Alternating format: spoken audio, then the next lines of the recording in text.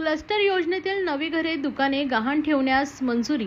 ठाणे महापालिका हद्दीत किसननगर भागात सिडकोच्या माध्यमातून क्लस्टर योजना साकार होत असून महाप्रीत या शासकीय कंपनीला 2546 कोटींचे कर्ज घेण्याकरिता महापालिकेची जमीन आणि भविष्यात त्यावर उभ्या राहणाऱ्या वास्तू गहाण ठेवाव्या लागणार आहेत। यासाठी ना हरकत दाखला देण्यासंबंधीचा प्रस्ताव प्रशासकीय महासभेत मंजूर केला आहे। आता प्रस्ताव अंतिम मान्यतेसाठी शासनाकडे पाठवला जाणार आहे। ठाण्यातील निवासी व व्यापारी इमारतींचा या योजनेत पुनर्विकास होईल, तेव्हा नवीन इमारती उभ्या राहिलेली जमीन व त्यावरील घरे ही गहाण ठेवलेली असतील।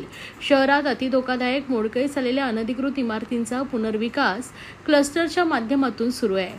या प्रकल्पासाठी 45 नागरी पुनरुत्थान आराखडे ठाणे महापालिकेने तयार केले आहेत। महाप्रीत या शासकीय कंपनीच्या माध्यमातून ठाणे शहरातील टेकडी बंगला, हजुरी आणि किसननगर मधील उर्वरित भागात क्लस्टर योजना राबवण्यात येणार आहे। महाप्रीतने महापालिकेबरोबर सामंजस्य करार केला।